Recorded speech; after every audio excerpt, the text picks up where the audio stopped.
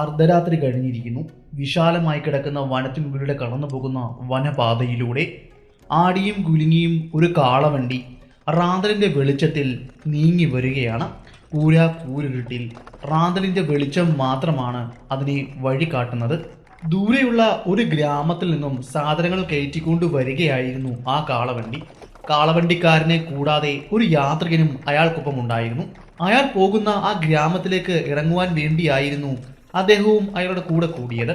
ഗ്രാമത്തിലരികിലെ ഒരു തോട്ടം നോക്കുവാൻ വന്ന തോട്ടക്കാരനായിരുന്നു അദ്ദേഹം. അങ്ങനെ അവർ ഇരുവരും വനത്തിലൂടെയുള്ള വനപാതയിലൂടെ യാത്ര ആവോളം ആസ്വദിച്ച് തണുത്ത കാറ്റിൻ്റെ കുളിർമയും കൊണ്ട് പരസ്പരം മിണ്ടിയും സംസാരിച്ചും ആ യാത്ര തുടർന്നു. ഗ്രാമത്തിലേക്ക് എത്തുവാൻ ഏകദേശം നിമിഷങ്ങൾ മാത്രം ബാക്കി നിൽക്കെ കാളവണ്ടിയുടെ മുന്നിലൂടെ അങ്ങകലെയായി ഒരു കറുത്ത രൂപം എന്തിനെയോ വലിച്ചിഴച്ചു കൊണ്ടുപോകുന്നത് കാളവണ്ടിക്കാരൻ്റെ ദൃഷ്ടിയിൽപ്പെട്ടു. ചാരനിറമുള്ള ഒരു ജീവി എന്തിനെയോ വലിച്ചിഴച്ചുകൊണ്ട് റോഡ് മുറിച്ചു കടന്നുകൊണ്ട് അപ്പുറത്തെ വനത്തിലേക്ക് പോകുകയാണ്. അയാൾ പറഞ്ഞു, നിങ്ങളത് കണ്ടോ? ഒരു നായയാണെന്ന് തോന്നുന്നു. അതെന്തിനെയോ കടിച്ചെടുത്തുകൊണ്ട് അടുത്തുള്ള ആ കുറ്റിക്കാടിനുള്ളിലേക്ക് കയറിയിട്ടുണ്ട്. എന്താണെന്നറിയില്ല. ഏതെങ്കിലും ഒരു വളർത്തുജീവി ആയിരിക്കാം അവൻ പിടികൂടിയത്. എന്തായാലും അതിനരികിൽ ചെന്നിട്ട് എന്താണ് സംഭവമെന്ന് ഒന്ന് നോക്കാം. കാളവണ്ടി അതിന് ഏകദേശം 100 അടി അകലെ ഇട്ടതിന് ശേഷം കാളവണ്ടിയിൽ സൂക്ഷിച്ച ഒരു വടി എടുത്തുകൊണ്ട്, അതായത് കാളയെ അടിക്കുവാൻ ഉപയോഗിക്കുന്ന ഒരു വടി എടുത്തുകൊണ്ട് ആ കാളവണ്ടിക്കാരൻ കാളയിൽ നിന്നും പുറത്തിറങ്ങി. തൻ്റെ കാളവണ്ടിക്കുള്ളിൽ കത്തിച്ചു വെച്ച റാന്തലും അയാൾ എടുത്തു. റാന്തലിൻ്റെ വെളിച്ചത്തിൽ ഇരുട്ട് നിറഞ്ഞ ആ പ്രദേശത്ത് കൂടി അയാൾ മുന്നിലേക്ക് നടന്നു. അങ്ങനെ നടന്ന് അയാൾ ആ കുറ്റിക്കാടിൻ്റെ അരികിലേക്കെത്തി തൻ്റെ കൈവശമുണ്ടായിരുന്ന ആ വടി കൊണ്ട് ആ കുറ്റിക്കാടിൻ്റെ ഇടയിലേക്ക് ഒന്നടിച്ചപ്പോഴാണ് ആ ദൃശ്യം അയാൾ കണ്ടത്. അക്ഷരാർത്ഥത്തിൽ അയാൾ ഭയന്നുപോയി. റാന്തൽ നിലത്തേക്ക് വീണു, ഉടഞ്ഞു. ഇതെല്ലാം കാളവണ്ടിയിലിരിക്കുന്ന ആ യാത്രികൻ കാണുന്നുണ്ടായിരുന്നു. ഉറക്കെ എന്താണെന്ന് വിളിച്ചു ചോദിച്ചു. കാളവണ്ടിക്കാരൻ ഒരക്ഷരം പോലും മിണ്ടിയില്ല. കാരണം മറ്റൊന്നുമായിരുന്നില്ല. അയാൾ കണ്ടത് നായയല്ല, പകരം ഒരു പുലിയെ ആയിരുന്നു. അത് കാളവണ്ടിക്കാരൻ നേരെ ഗർജിച്ചെടുത്തു. താൻ പിടിച്ചുകൊണ്ടുപോയ ഇരയെ താഴെയിട്ടതിനു ശേഷം ആ കാളവണ്ടിക്കാരൻ നേരെ കുതിച്ചു ചാടുകയായിരുന്നു. പേടിച്ചരണ്ട കാളവണ്ടിക്കാരൻ പുറകിലേക്ക് മറിഞ്ഞു വീഴുകയും അയാൾക്ക് മുകളിലേക്ക് ആ പുലി ചാടി വീഴുകയും ചെയ്തു. ദൂരെ അപ്പോഴേക്കും നിലത്ത് ആ റാന്തൽ വീണുടഞ്ഞ് തീ പിടിച്ചു കഴിഞ്ഞിരുന്നു. ആ തീയുടെ വെളിച്ചത്തിൽ ആ യാത്രക്കാരൻ വളരെ വ്യക്തമായി ആ കാഴ്ച കണ്ടു. വാല് മുറിഞ്ഞ ഒരു പുലി കാളവണ്ടിക്കാരൻ്റെ കഴുത്തിലേക്ക് തൻ്റെ കൂർത്ത പല്ലുകൾ ഇറക്കുന്നതും കടിച്ചു കുടയുന്നതും മാന്തി പൊടിക്കുന്നതും, അതിനുശേഷം അവനെ വലിച്ചിടിച്ചുകൊണ്ട് വനത്തിനുള്ളിലേക്ക് പോകുന്നതും. യാത്രക്കാരൻ അനങ്ങാതെ മിണ്ടാതെ ആ കാളവണ്ടിയിൽ തന്നെ അങ്ങനെ ഇരുന്നു. അല്പസമയത്തിന് ശേഷം വീണ്ടും ആ വനഭാഗത്തു നിന്നും ഉഗ്രമായ ഗർജനങ്ങൾ ഉയർന്നു വന്നു. പേടിച്ചു വിറച്ചുകൊണ്ട് ആ കാളവണ്ടിക്കുള്ളിൽ തന്നെ ആ യാത്രികൻ ഇരുന്നു. നേരം പുലർന്ന സമയം. എന്ത് ചെയ്യണമെന്നറിയാതെ ആ കാളവണ്ടിക്കാരൻ അടുത്തുണ്ടായിരുന്ന ആ ഗ്രാമത്തിലേക്ക് ഓടിപ്പോകുകയും അവിടെയുള്ള ഒരു ഗ്രാമീണനെ കണ്ട് കാര്യം പറയുകയും ചെയ്തു. അങ്ങനെ ആ ഗ്രാമീണന്റെ സഹായത്തോടെ ഒരു ചെറിയ തെരച്ചിൽ സംഘം പുലി പിടിച്ചു വലിച്ചിഴിച്ചു കൊണ്ടുപോയ കാളവണ്ടിക്കാരനെ തിരക്കി ആ വനത്തിലേക്ക് പോയി. പുലി കാളവണ്ടിക്കാരനെ ആക്രമിച്ച സ്ഥലത്ത് നിന്നും ഏകദേശം 200 യാർഡ് അകലെ നിന്നും അയാളുടെ ശരീരം കണ്ടെത്തി. ഭാഗികമായി ആഹരിച്ച നിലയിലായിരുന്നു അതുണ്ടായിരുന്നത്. പുലി അദ്ദേഹത്തെ ഒരുപാട് ദൂരം വലിച്ചിഴിച്ചു കൊണ്ട് പോകുവാൻ അതിന് കഴിഞ്ഞില്ല. കാരണം മറ്റൊന്നുമായിരുന്നില്ല. അവിടെ ഒടിഞ്ഞു കിടന്നിരുന്ന കൂർത്ത അഗ്രമുള്ള ഒരു കമ്പിലേക്ക് ആ കാളവണ്ടിക്കാരൻ്റെ ശരീരം ഉടക്കി കുരുങ്ങിയിരുന്നിരുന്നു. അത് ആഴത്തിൽ അയാളുടെ ശരീരത്തിനുള്ളിലേക്ക് പ്രവേശിച്ചു കഴിഞ്ഞിരുന്നു. അതുകൊണ്ട് ആ പുലിക്ക് ആ ശരീരം വലിച്ചിഴച്ചുകൊണ്ട് ഒരുപാട് ദൂരം സഞ്ചരിക്കുവാൻ കഴിഞ്ഞില്ല. ശരീരം അവിടെ ഉപേക്ഷിച്ച് അവിടെ വെച്ച് തന്നെ ആവുന്നത്രയും ആഹരിച്ച് ആ പുലി തിരികെ വനത്തിലേക്ക് പോകുകയായിരുന്നു. ആ യാത്രക്കാരൻ പറഞ്ഞു, അവനെ ഞാൻ മറക്കില്ല. കാരണം അവൻ്റെ വാല് മുറിഞ്ഞ നിലയിലായിരുന്നു കണ്ടത്. അത് കേട്ടതും അവിടുത്തെ ആളുകൾ ഒന്ന് ഞെട്ടി, ഭയപ്പെട്ടു. ഗ്രാമത്തിലുള്ളവർ പരസ്പരം നോക്കി. അവർ പറഞ്ഞു, അവൻ വീണ്ടും ഗ്രാമത്തിലേക്ക് എത്തിയോ? അത് പറയുമ്പോൾ അവരുടെ കണ്ണിലെ ഭയം അയാൾക്ക് വ്യക്തമായി തന്നെ കാണുവാൻ സാധിച്ചു. തോട്ടം കാണാനും വാങ്ങാനും വന്ന യാത്രക്കാരൻ വേദനിച്ച് വിഷമത്തോടെ ഭയന്ന് അവിടെ നിന്നും മടങ്ങിപ്പോകുകയായിരുന്നു. നമ്മൾ ഇന്ന് പറയുവാൻ പോകുന്നത് ആനമലൈ കാടുകളിൽ നടന്ന ഒരു പുലിയുടെ നരവേട്ടയുടെ കഥയാണ്. ആനമലൈ തമ്പിയുടെ പുതിയൊരു വേട്ടക്കഥയിലേക്ക് നമുക്ക് പോകാം. Welcome back to sniper school കഥകളിലൂടെ.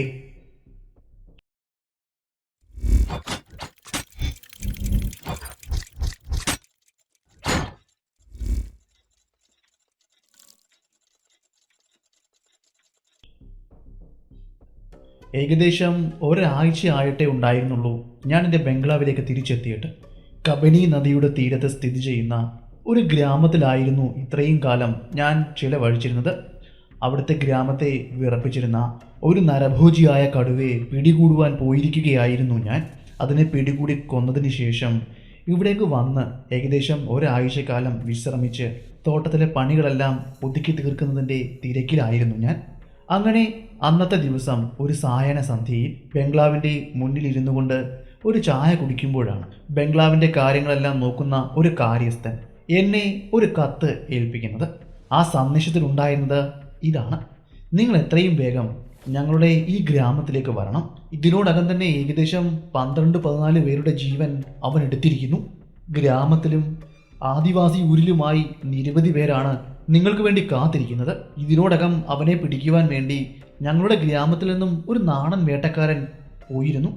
ഇതുവരെ ആയിട്ടും അവൻ തിരികെ എത്തിയിട്ടില്ല. ആ പുലി ഒരുപക്ഷെ അവനെ അപായപ്പെടുത്തിയിരിക്കണം, കൊന്നിരിക്കണം. ഗ്രാമവും ഗ്രാമത്തിൻ്റെ പ്രദേശങ്ങളെല്ലാം ഇപ്പോൾ മൂകമാണ്.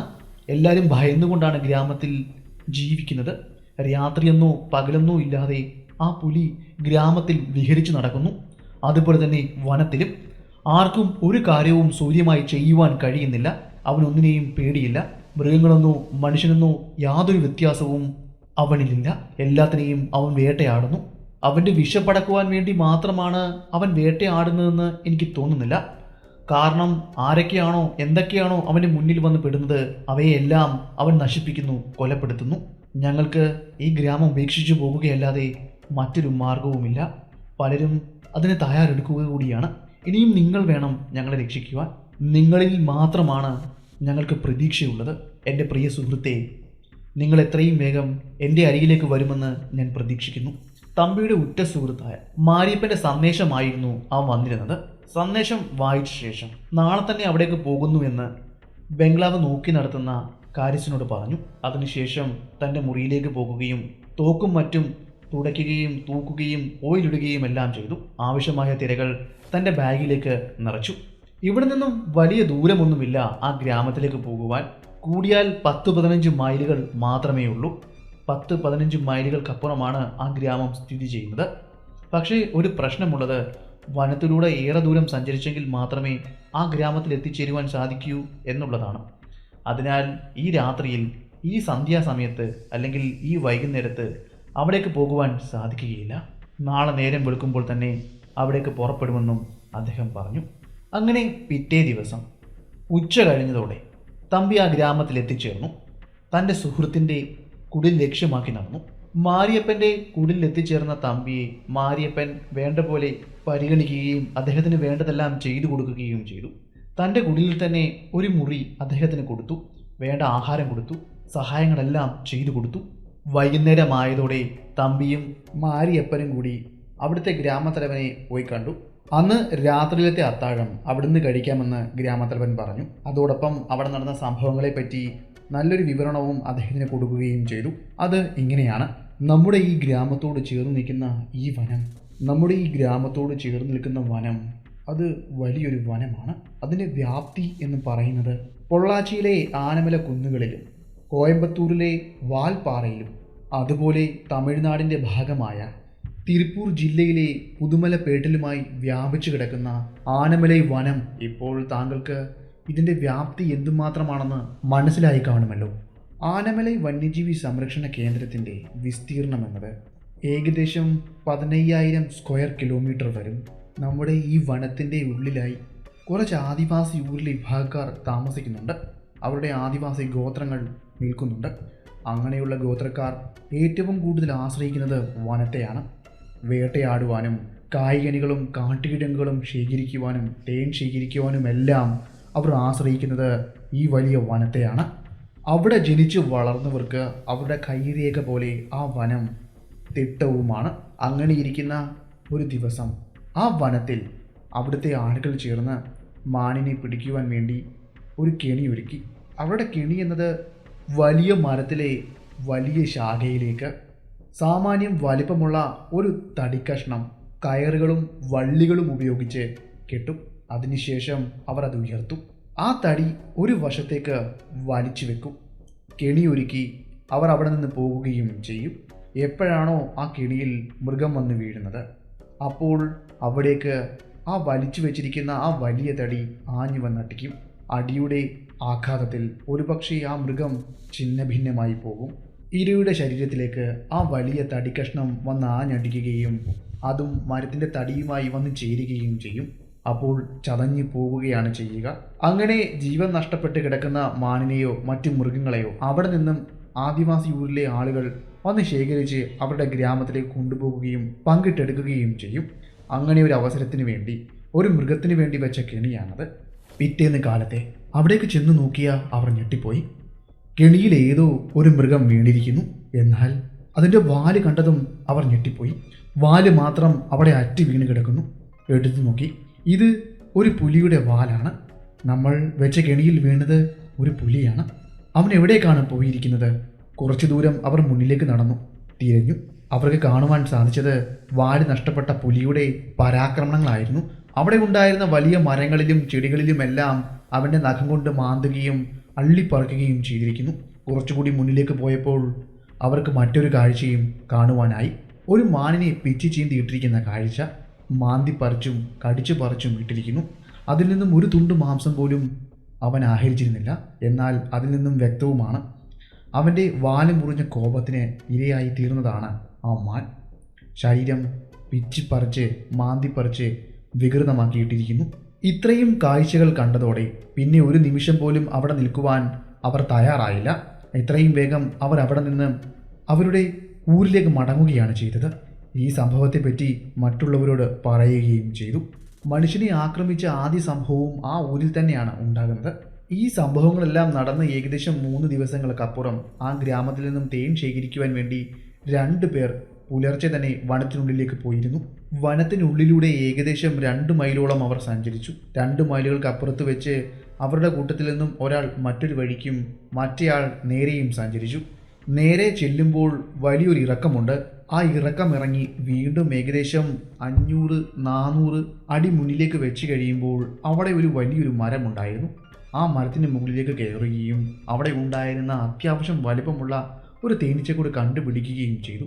അവരുടെ പരമ്പരാഗത രീതിയിൽ തന്നെ അവർ തേൻ ശേഖരിച്ചു.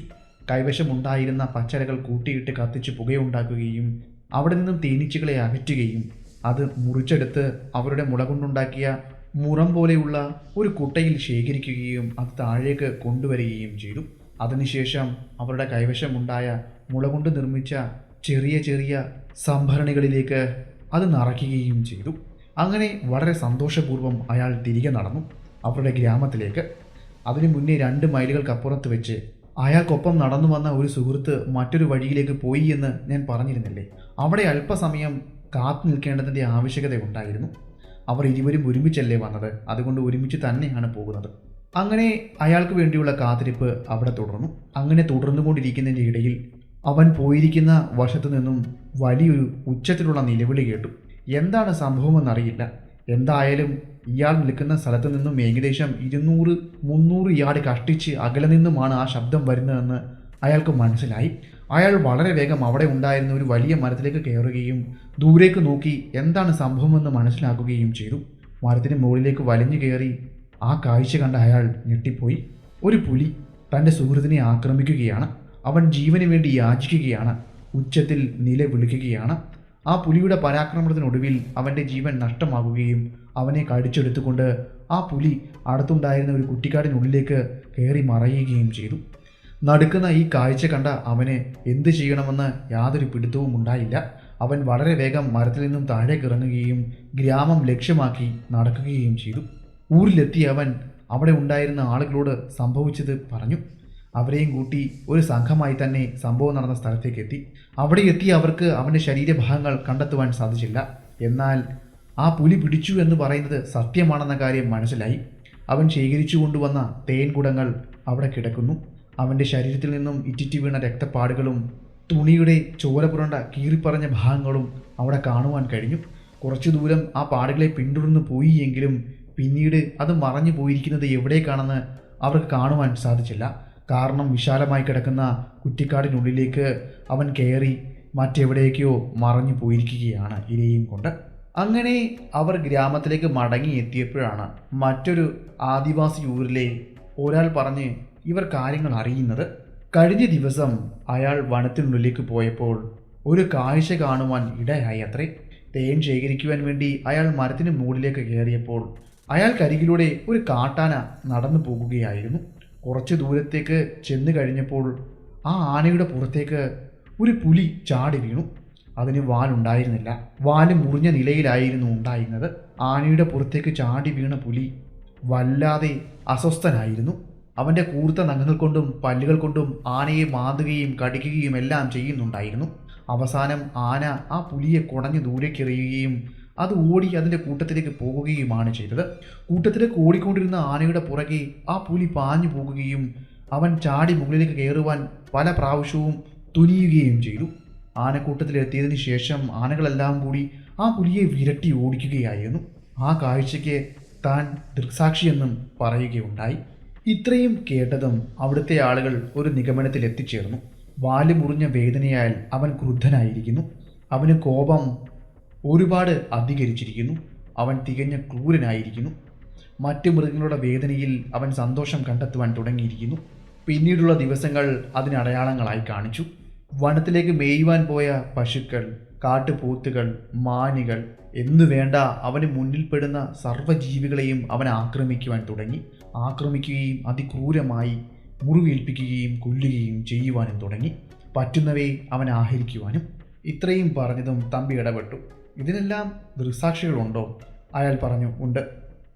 വനത്തിനുള്ളിലേക്ക് തേൻ ശേഖരിക്കുവാൻ പോയവർ, ചുള്ളിക്കമ്പുകൾ പെറുക്കുവാൻ പോയവർ, വേട്ടയാടുവാൻ വേണ്ടി പോയവർ, ഇവർക്ക് മുന്നിലാണ് ഈ കാഴ്ചകൾ അത്രയും ഒരുങ്ങിയത്. അതുകൊണ്ട് അവർ ദൃക്സാക്ഷികളുമാണ്. അവർ പറഞ്ഞതുവഴിയാണ് ഈ വിവരങ്ങൾ അത്രയും ഞങ്ങൾക്ക് കിട്ടിയത്.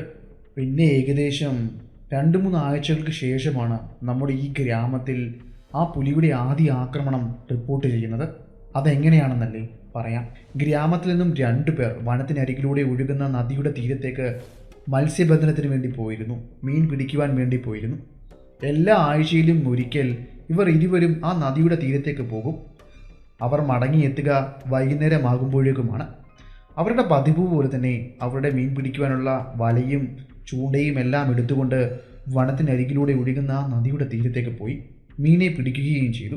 അവർക്ക് അന്നത്തെ ദിവസം ആവശ്യത്തിലധികം മീൻ ലഭിച്ചു. അങ്ങനെ പിടിച്ച മീനുകളെയെല്ലാം അവർ അവരുടെ കൊട്ടയിലാക്കി. വൈകുന്നേരമായി. സൂര്യൻ പടിഞ്ഞാറൻ ചക്രവാളത്തിലേക്ക് അസ്തമിച്ചു. ഇരുട്ട് എങ്ങും വ്യാപിക്കുവാൻ തുടങ്ങിക്കഴിഞ്ഞു. നേരം ഇരുട്ടുവാൻ തുടങ്ങിയപ്പോഴേക്കും അവർ മീൻപിടുത്തം അവസാനിപ്പിച്ച് അവർ പിടിച്ച് കൊട്ടയിലാക്കിയ മത്സ്യങ്ങളെയും കൊണ്ട് അവർ തിരികെ ഗ്രാമത്തിലൂടെ നടന്നു. ആ പാത കടന്നു പോകുന്നത് വനത്തിനരികിലൂടെയാണ്. ചില ഭാഗങ്ങളിൽ അത് വനത്തിനുള്ളിലേക്ക് പ്രവേശിക്കുകയും ചെയ്തു. അങ്ങനെ പ്രവേശിച്ച സ്ഥലത്ത് ഒരു വലിയൊരു മരമുണ്ടായിരുന്നു. ആ മരത്തിന് മുകളിൽ ഇരുന്നു കൊണ്ട് ആ പുലി ഇവർ ഇരുവരും അവിടേക്ക് നടന്നു വരുന്നത് കണ്ടു കാണണം. തൻ്റെ ഇര താൻ ഇരിക്കുന്ന മരത്തിനരികിലേക്ക് എത്തിയതും അവരിൽ ഒരാളുടെ മുകളിലേക്ക് ആ പുലി ചാടി വീണു.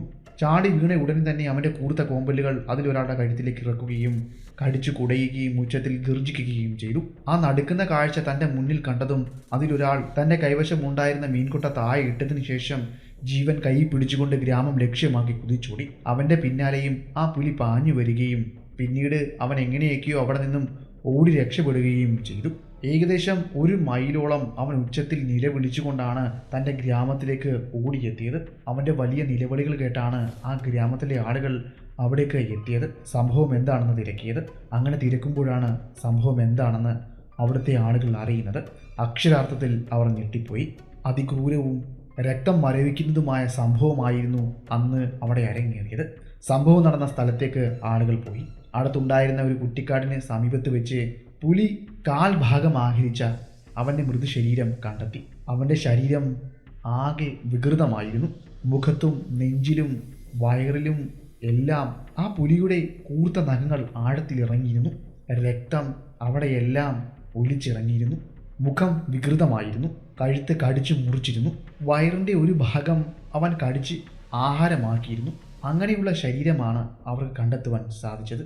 വേദനയാൽ അവൻ ആ പുലിയുടെ ശരീരത്തിൽ ആഴത്തിൽ പിടിച്ചിരിക്കണം. അവൻ്റെ കയ്യിൽ ആ പുലിയുടെ ശരീരത്തിൽ നിന്നും പറിച്ചെടുത്ത രോമങ്ങൾ ഉണ്ടായിരുന്നു. ഇതാണ് ഞങ്ങളുടെ ഗ്രാമത്തിലുണ്ടായ ആദ്യ സംഭവം. ഞാൻ കഥയുടെ തുടക്കത്തിൽ പറഞ്ഞ സംഭവമാണ് രണ്ടാമത് ആ ഗ്രാമത്തിൽ അരങ്ങേറിയത്.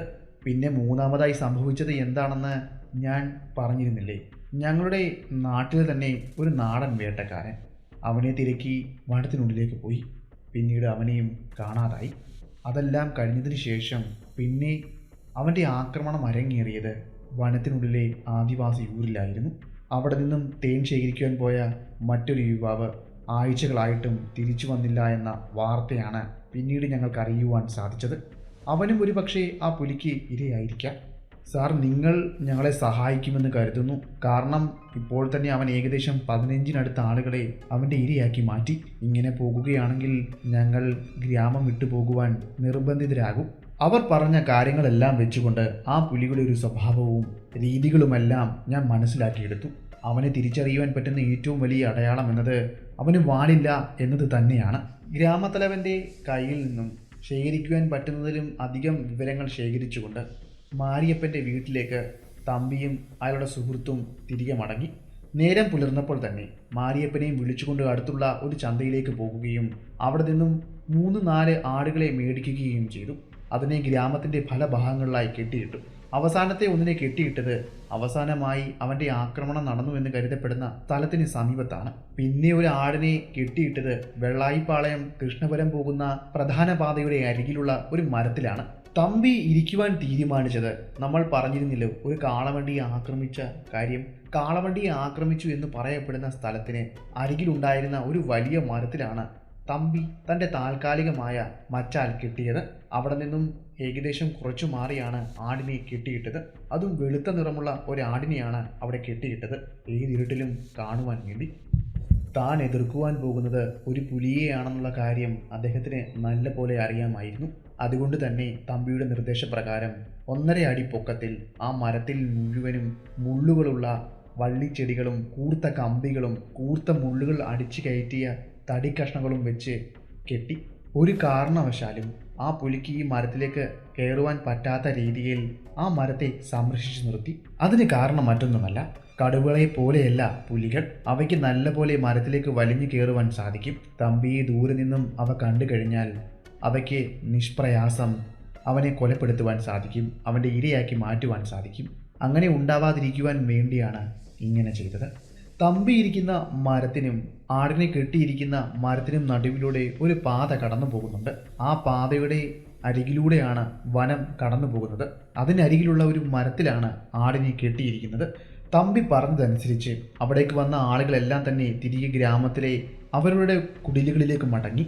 എന്തെങ്കിലും അപായം സംഭവിച്ചു കഴിഞ്ഞാൽ താനൊരു സിഗ്നൽ തരുമെന്നും അപ്പോൾ തന്നെ ഇവിടേക്ക് ഓടി വരണമെന്നും തമ്പി അവർക്ക് നിർദ്ദേശം നൽകി.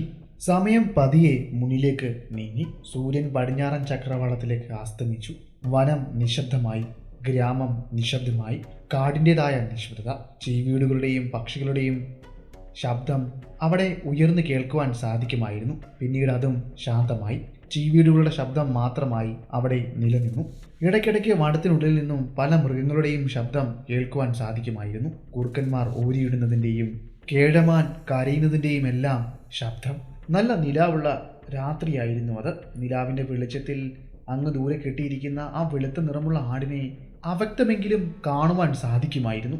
ഞാൻ കെട്ടിയ ആട് ഇപ്പോൾ താഴെ നിന്ന് മേയുകയാണ്, അവൻ ഇരിക്കുകയാണ് എന്നെനിക്ക് തോന്നുന്നു. എന്താണെന്നറിയില്ല, എന്നെ ആരോ ദൂരെ നിന്ന് നിരീക്ഷിക്കുന്നത് പോലെ ഒരു തോന്നൽ എനിക്ക് തോന്നുവാൻ തുടങ്ങിയിട്ട് ഏകദേശം അരമണിക്കൂറിൽ മേലെയായി. ആ പുലിയെ പിടിക്കുവാൻ വേണ്ടി ഇവിടേക്ക് എത്തിയപ്പോൾ തന്നെ അവിടുത്തെ ആളുകൾ എന്നോട് പറഞ്ഞിരുന്നു, താങ്കൾ നേരിടാൻ പോകുന്നത് ഒരു ചെകുത്താനെയാണെന്ന്. ഈ സമയത്ത് ആ ചിന്തകളെല്ലാം എൻ്റെ മനസ്സിലേക്ക് ഓടിയെത്തിയിരുന്നു. എന്നെ വല്ലാതെ അസ്വസ്ഥനാക്കി. രാത്രിയിലാണ് കാട് ഉണരുന്നത്. അതുവരെ നിശബ്ദമായി കടന്ന കാടും വന്യജീവികളും ഉണരുന്ന സമയം. ഇര തേടി മാംസഭോജികളായ മൃഗങ്ങൾ ഇറങ്ങുന്ന സമയം. അങ്ങനെ പതിയെ സമയം മുന്നിലേക്ക് ഇഴഞ്ഞു നീങ്ങി. പല പല ചിന്തകൾ എന്നെ അസ്വസ്ഥനാക്കി. അങ്ങനെ ഇരിക്കുന്ന സമയം ഞാൻ കെട്ടിയിട്ട ആടിൻ്റെ ഭാഗത്തു നിന്നും വല്ലാത്തൊരു കരച്ചിലും അസ്വസ്ഥത പ്രകടിപ്പിച്ചുകൊണ്ട് തറയിൽ കാലിട്ടടിക്കുന്നതിൻ്റെ ശബ്ദവും കേൾക്കുവാൻ സാധിച്ചു. എൻ്റെ മനസ്സിലേക്ക് അപ്പോൾ ഓടിയെത്തി, അവനെ ഭയപ്പെടുത്തുന്ന എന്തോ ഒന്ന് അവൻ കണ്ടിരിക്കുന്നു. അതെ, ഒരു പക്ഷേ അത് അവനായിരിക്കാം, ആ വാല് മുറിഞ്ഞ പുലി. ഇനിയും ഏത് നിമിഷവും ആടിൻ്റെ അരികിലേക്ക് അവൻ എത്തും, അവനെ പിടികൂടുകയും ചെയ്യും. ഞാൻ പതിയെ റൈഫിലെടുത്തു. ആടിന് മേൽ ചൂണ്ടി റീലോഡ് ചെയ്തു. സേഫ്റ്റി ക്യാപ്പ് റിമൂവ് ചെയ്തു. ഇരുട്ടത്തും തോക്കിൻ്റെ കുഴൽ കാണുവാൻ വേണ്ടി കുഴലിൻ്റെ അറ്റത്ത് ഞാനൊരു വെള്ളത്തുണി കെട്ടിയിരുന്നു. അത് ഇപ്പോൾ വളരെ വ്യക്തമായി തന്നെ കാണുവാൻ സാധിക്കും. ഈ നിലാവുള്ള രാത്രിയിൽ അതിൻ്റെ ആവശ്യകത ഉണ്ടോ എന്ന് പോലും എനിക്ക് തോന്നിപ്പോയി. അങ്ങനെ നിന്നപ്പോൾ എൻ്റെ മനസ്സിലേക്ക് മറ്റൊരു ഭീതി കയറി വന്നു. ഞാൻ മുന്നേ നിങ്ങളോട് പറഞ്ഞല്ലോ, എന്നെ ആരോ നിരീക്ഷിക്കുന്ന പോലെ എനിക്ക് തോന്നിയെന്ന്. അതൊരു തോന്നലായിരുന്നില്ല എന്ന ചിന്തകളാണ് എന്നെ വല്ലാതെ അലട്ടിയത്. ഞാൻ ആ നിലാവിൽ അവ്യക്തമായ കാഴ്ചകളിലേക്ക് എൻ്റെ കണ്ണുകളെ കേന്ദ്രീകരിച്ചു. ചെവി കൂർപ്പിച്ചു. ചുറ്റുപാടും ഞാൻ നിരീക്ഷിച്ചു. ഞാൻ ചുറ്റുപാടും പരതിയെങ്കിലും അവൻ്റെ സാന്നിധ്യമോ അവനെ കാണുവാനോ എനിക്ക് സാധിച്ചില്ല. അങ്ങനെ ഇരിക്കുന്ന സമയം ഞാനിരിക്കുന്ന മരത്തിന് മറുവശമുള്ള ഒരു വലിയ മരത്തിൽ, അതായത് ആ മരത്തിൻ്റെ മുകളത്തെ വലിയ ശാഖ മുട്ടി നിൽക്കുന്നത് ആടിനെ കെട്ടിയിട്ട ആ മരത്തിൻ്റെ ഒരു ശാഖയിലേക്കാണ്. അങ്ങനെ നിൽക്കുന്ന സമയം ആ മരത്തിൻ്റെ വലിയൊരു കൊമ്പിൽ നിന്നും അസാധാരണമായ ഒരു അനക്കം എൻ്റെ ശ്രദ്ധയിൽപ്പെട്ടു. അനക്കം കണ്ടതും ഞാൻ എൻ്റെ ശ്രദ്ധ അവിടേക്ക് കേന്ദ്രീകരിച്ചു. എന്താണെന്നറിയുവാൻ വേണ്ടി രൂക്ഷമായി നോക്കി. ആദ്യം ഞാൻ കരുതിയത് ഏതെങ്കിലും കുരങ്ങന്മാരായിരിക്കും എന്നാണ്. അവിടേക്ക് കാറ്റ് വീശിയിരുന്നില്ല. തികഞ്ഞ നിശബ്ദതയുമായിരുന്നു. ശാഖ കടന്ന് ആടുന്നതും ഉലുങ്ങുന്നതും ഞാൻ കണ്ടിരുന്നു. പെട്ടെന്ന് ആ ചിന്ത എൻ്റെ മനസ്സിലേക്ക് കടന്നു വന്നു. ഒരുപക്ഷേ ഇനിയും അവനാണെങ്കിലോ? തൻ്റെ റൈഫിളിൽ ഘടിപ്പിച്ചു വെച്ചിരിക്കുന്ന ടോർച്ച് പതിയെ അവിടേക്ക് പ്രകാശിപ്പിച്ചു. അക്ഷരാർത്ഥത്തിൽ ഞെട്ടിപ്പോയി. മരക്കൊമ്പുകളുടെ ഇലകൾക്ക് മറവിൽ മറഞ്ഞിരിക്കുന്ന ആ രൂപം അവൻ കണ്ടു. ആ തിളങ്ങുന്ന കണ്ണുകൾ ഇപ്പോൾ രൂക്ഷമായി നോക്കുന്നത് തന്നെ തന്നെയാണെന്ന ബോധ്യം അയാൾക്ക് വന്നു.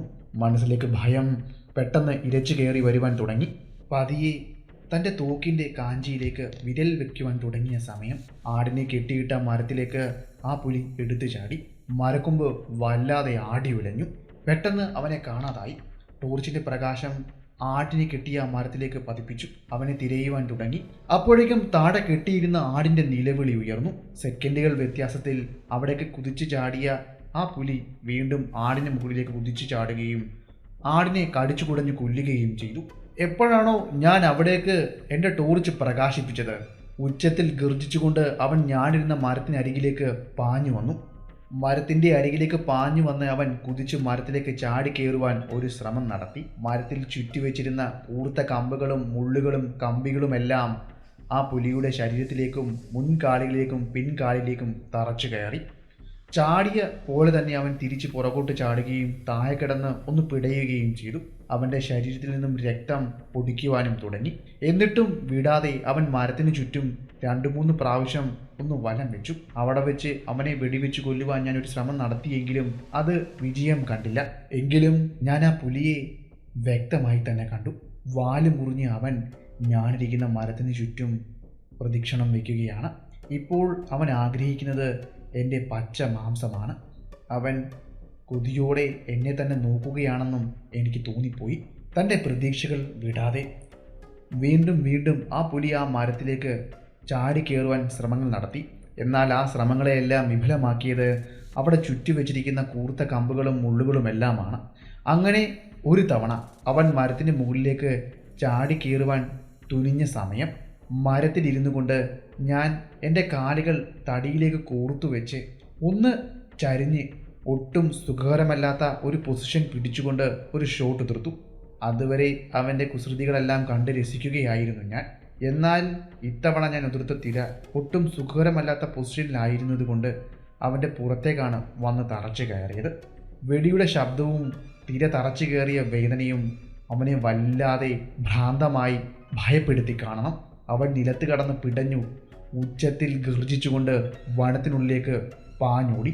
അങ്ങനെ വനത്തിനുള്ളിലേക്ക് പായുന്നതിൻ്റെ കൂട്ടത്തിലും ഞാൻ ഒരു തിര കൂടി അവൻ്റെ ശരീരം ലക്ഷ്യമാക്കി ഉതിർത്തിരുന്നു. അതും ലക്ഷ്യം കണ്ടു എന്ന് എനിക്കുറപ്പാണ്. കാരണം വെടിക്ക് ശേഷമുള്ള അവൻ്റെ ഉഗ്രമായ ഗർജനം വീണ്ടും ഉയർന്നു കേട്ടിരുന്നു. പക്ഷെ അത് എവിടേക്കാണ് തറച്ചു കയറിയതെന്ന് മാത്രം എനിക്ക് മനസ്സിലായില്ല.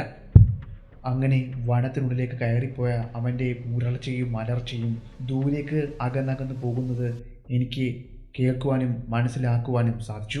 പിന്നെ ഒട്ടും വൈകിയില്ല. ഞാൻ എൻ്റെ തോക്ക് മുകളിലേക്ക് ഉയർത്തി വിഞ്ചസ്റ്റർ 405 ഒന്നുകൂടെ ഗർജിപ്പിച്ചു.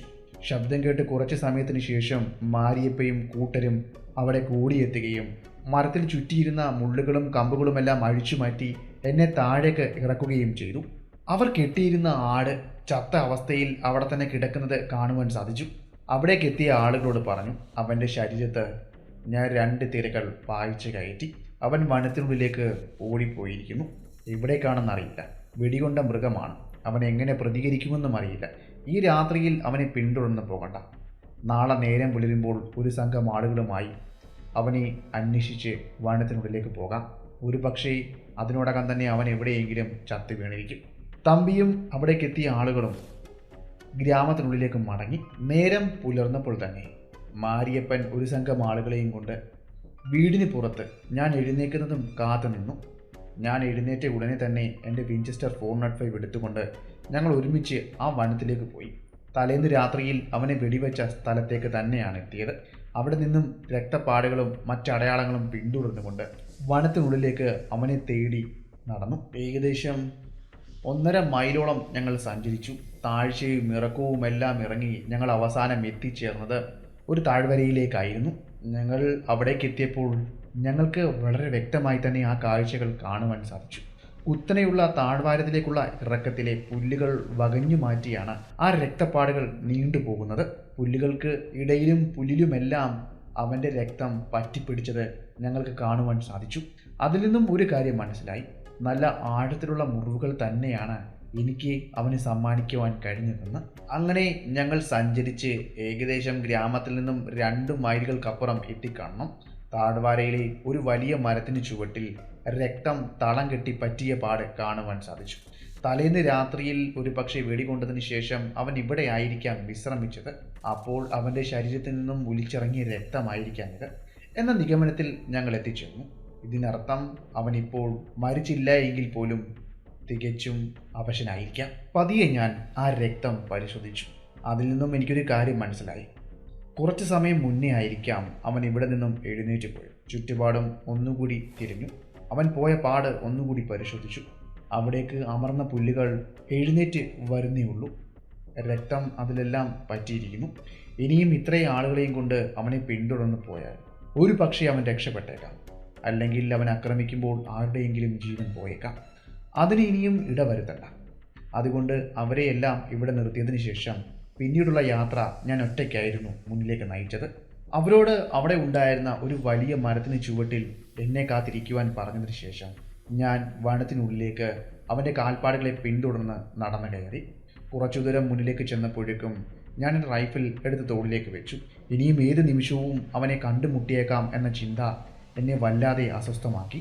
അതുപോലെ തന്നെ ആകാംക്ഷഭരിതരുമായിരുന്നു ഞാൻ. അവിടെ നിന്നും കുറച്ചു ദൂരം സഞ്ചരിച്ചു കഴിഞ്ഞപ്പോൾ വീണ്ടും ആ പാത ചെന്ന് കയറിയത് വലിയൊരു പാറക്കൂട്ടത്തിൻ്റെ അരികിലേക്കാണ്. അതിൻ്റെ മുകളിലായി വലിയൊരു മരം കാണുവാൻ സാധിച്ചു. പതുക്കെ ബുദ്ധിമുട്ടി ആ പാറകളിൽ ഒന്നിൽ വലിഞ്ഞു കയറി ദൂരെ കണ്ട ആ വലിയ മരത്തിന് ചുവട്ടിലേക്ക് നോക്കി. ആ വലിയ മരത്തിന് അരികിലായി ഒരു പുലിയുടെ സാന്നിധ്യം എനിക്കറിയുവാൻ സാധിച്ചു. വീണ്ടും സൂക്ഷ്മമായി നിരീക്ഷിച്ചു. ചുവന്ന പാട് കാണുവാൻ സാധിച്ചു. അതേ, രക്തം ഇപ്പോഴും ഒലിച്ചിറങ്ങുകയാണ്. പതിയെ ഞാൻ അതിനരികിലേക്ക് നടന്നു. ഇപ്പോൾ ഞാനും പുലിയും തമ്മിലുള്ള അകലം വെറും 100 അടിയായി കുറഞ്ഞു. അവൻ തീരെ അവശനാണെന്ന കാര്യം എനിക്ക് മനസ്സിലായി.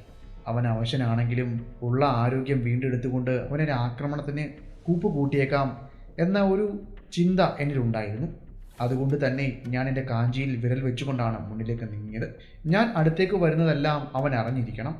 അവൻ പതിയെ അവൻ്റെ ചെവികൾ അനക്കുവാൻ തുടങ്ങി. പിന്നെ അവിടെ നിന്നും പതിയെ എഴുന്നേൽക്കുവാൻ ഒരു ശ്രമം നടത്തി. 2 വട്ടം അവൻ നിലത്തേക്ക് വീണുവെങ്കിലും അവസാനം അവൻ വിജയിച്ചു. അവൻ എഴുന്നേറ്റ് നിന്നു. എനിക്ക് നേരെ തിരിഞ്ഞു. ഒന്നും മുരണ്ടു. ആ മുരച്ചയിൽ അവശത വ്യക്തമായിരുന്നു. അവൻ്റെ ശരീരത്തിൽ നിന്നും രക്തം ഒലിച്ചിറങ്ങുന്നുണ്ടായിരുന്നു. ഞാൻ രണ്ടാമത് പായിച്ച തിര തറച്ചു കയറിയിരിക്കുന്നത് അവൻ്റെ കഴുത്തും ശരീരവും ചേരുന്ന ഭാഗത്തേക്കാണ്. അവിടെ നിന്നുമാണ് ഈ രക്തം ഇപ്പോൾ ഒലിച്ചിറങ്ങുന്നത്. അവൻ പതിയെ എനിക്കരികിലേക്ക് നടന്നു വന്നു. അവൻ നടന്നു വരുവാൻ തുടങ്ങിയപ്പോൾ ഞാൻ എൻ്റെ കാഞ്ചിയിൽ വിരൽ വെച്ചമർത്തി. അവിടെ നിന്നും അവസാനത്തെ തിരയും പാഞ്ഞു. കൃത്യം അവൻ്റെ തലയിലേക്ക് തറച്ചു കയറി. അവൻ നിശബ്ദനായി നിലത്തേക്ക് വീണു. പിന്നെ അവൻ്റെ ഭാഗത്തു നിന്നും ഒരു അനക്കവും ഉണ്ടായില്ല. വെടിവെച്ച കേട്ടത് കൊണ്ടായിരിക്കാം അവിടേക്ക് കുറച്ച് സമയം കഴിഞ്ഞപ്പോഴേക്കും ആളുകൾ ഓടിയെത്തിയത്. ഞാൻ അവൻ്റെ ശരീരം പൂർണ്ണമായും പരിശോധിച്ചു. തികഞ്ഞ ആരോഗ്യപൂർണമായ ഒരു പുലി തന്നെയായിരുന്നു അവൻ.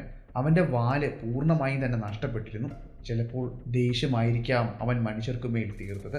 എപ്പോഴോ അവൻ മനുഷ്യൻ്റെ മാംസത്തിൻ്റെ രുചി അറിഞ്ഞതിന് ശേഷം അവൻ നരഭോജിയായി മാറിയതായിരിക്കാം. അവിടെ ആ ചത്തുകിടന്ന ആ പുലിയെയും എടുത്തുകൊണ്ട് ഞങ്ങൾ ഗ്രാമത്തിലേക്ക് മടങ്ങി. നമ്മുടെ ഇന്നത്തെ കഥ ഇവിടെ കൊണ്ട് അവസാനിക്കുകയാണ്. ഞാനിന്ന് പറഞ്ഞ ഈ കഥ നിങ്ങൾക്ക് ഇഷ്ടമായെങ്കിൽ ചാനൽ സബ്സ്ക്രൈബ് ചെയ്യുന്ന കാര്യം ഒന്ന് പരിഗണിക്കുക. അതുപോലെ നിങ്ങളുടെ ഇഷ്ടം കമൻറ്റിലൂടെയും ലൈക്കിലൂടെയും അറിയിക്കുക. പുതിയ വീഡിയോ അടുത്ത ദിവസം വരുന്നതായിരിക്കും. അതുവരെ ഗുഡ് ബൈ.